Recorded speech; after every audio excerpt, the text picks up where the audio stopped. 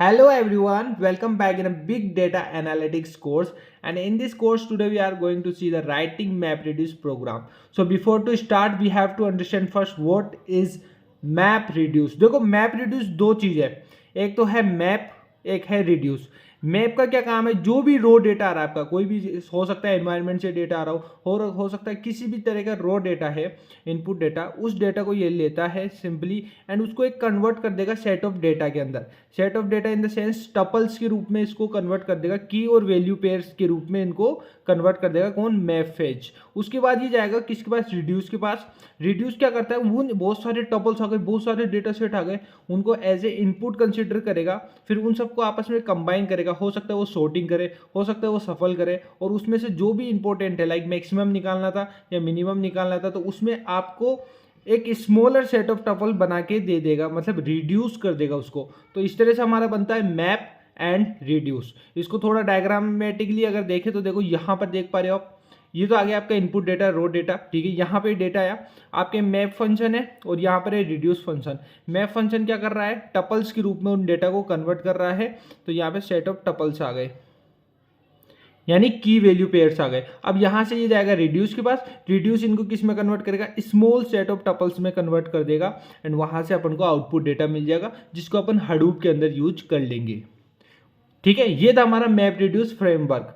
So the map reduce framework हो गया अपना। इसके अंदर क्या होता है, एक तो सिंगल मास्टर होता है और एक स्लेव होता है। तो मास्टर का के अंदर क्या होता है, आपका जॉब ट्रैकर होता है, आपको पता ही है, हडूप के अंदर अपन ने पढ़ा था, ठीक है। और ये हो गया टास्क ट्रैकर, ठीक है। पर क्लस्टर नोड के अंदर टास्क ट्रैकर होता है। अब ये दोनों का काम क्या हो रहा है मैं बताता हूँ। देखो, जो आपका मास्टर है वो क्या कर रहा है, वो आपकी जॉब्स को शेड्यूल कर रहा है। जॉब ट्रैकर का जो काम है वही काम है जॉब्स को असाइन करना, किनको, स्लेव्स को, अलग अलग लोगों को, अलग अलग वर्कर्स को, ठीक है। अब स्लेव्स का क्या काम है, मेन काम तो इनका यही एक्चुअल फील्ड पे काम कर रहे हैं, तो इनका काम जैसे क्या हो गया, मॉनिटर करना, और अगर कोई टास्क फेल हो जाए तो उसको री एग्जीक्यूट करना। ये किसके काम आ गए, स्लेव के काम हो गए। तो ये मास्टर का काम हो गया और ये हो गया स्लेव का काम। तो ये था हमारा मैप रिड्यूस फ्रेमवर्क के अंदर।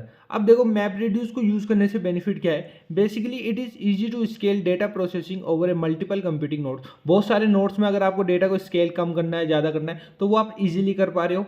दूसरी चीज़ यहाँ पर देखो, बहुत सारे डेटा प्रीमिटिव्स अपन यूज करते हैं डेटा प्रोसेसिंग के अंदर, ताकि अपन उनको हडूप्स में यूज कर ले। तो उन प्रीमिटिव्स को क्या बोलते हैं, मैपर्स बोलते हैं एंड रिड्यूसर बोलते हैं।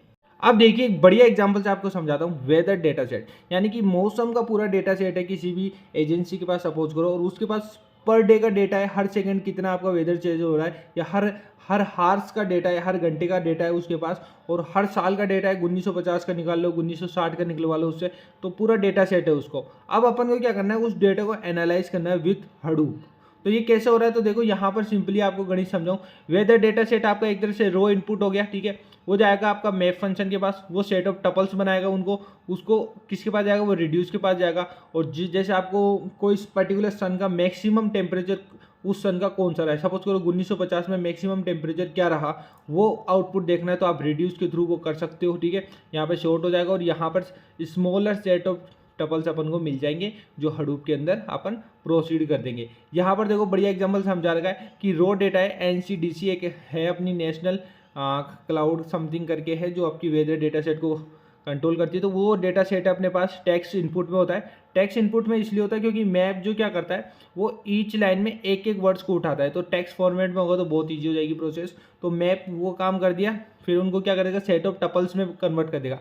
लाइक सेट ऑफ टपल्स कैसे हो गए, ईयर हो गया और एक आपका टेम्परेचर, ये एक सेट ऑफ टपल बता दिया। ये आपकी की हो गई, ये हो गई पेयर। की इसको क्यों बोला, सपोज करो मेरे को 1950 का निकालना है, तो एक तरह से की हो गई ना, कि मुझे सन पता है तो मैं कोई भी सन का निकलवा सकता हूँ टेम्परेचर, और यहाँ पर आ गया आपका टेम्परेचर। अब ये की वैल्यू से आपको देखो मैक्सिमम निकालना है या मिनिमम निकालना है, ये आपके ऊपर है, किस तरह से आप सॉर्टिंग परफॉर्म कर रहे हो, किस तरह से डेटा को सफल कर रहे हो, ठीक है।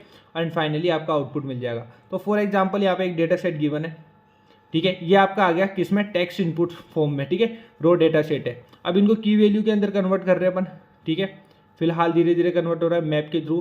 तो यहाँ पे मैप की प्रोसेस चल रही है और ये हो गया कन्वर्ट, जिसमें इस तरफ तो आ गया आपकी सारी की, सन आ गए, और यहाँ पर आ गया आपके टेम्परेचर। Okay, now next. अब मैं इसको सफल कर रहा हूँ कि 1949 वाले और 1950 वाले एक तरफ ही हो जाए। सफल किया तो मैंने देखो यहाँ पर क्या हो गया, 1949 के अंदर 2 है और 1950 में 3 है, तो तीनों आ गए, ठीक है। अब इसके बाद इसको चाहूँ तो मैं शॉर्ट कर सकता हूँ।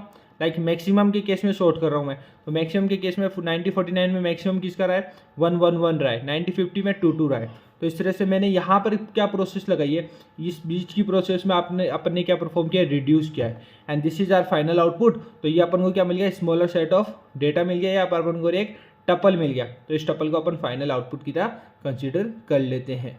तो ये होता है हमारा मैप रिड्यूस। आई बिलीव आपको अब समझ में आ गया किस तरह से अपन मैप रिड्यूस के प्रोग्राम देखते हैं। इन नेक्स्ट वीडियो में अपन मैप रिड्यूस की एपीआईज देखेंगे, फिर उसके ऊपर बेसिक प्रोग्रामिंग के क्वेश्चंस देखेंगे। तो वीडियो को जरूर लाइक करो, अगर पसंद आ रही है तो चैनल को जरूर सब्सक्राइब करो, एंड फ्रेंड्स के साथ जरूर ये प्लेलिस्ट शेयर करो। सो जय हिंद जय भारत, मिलते हैं नेक्स्ट वीडियो के साथ में।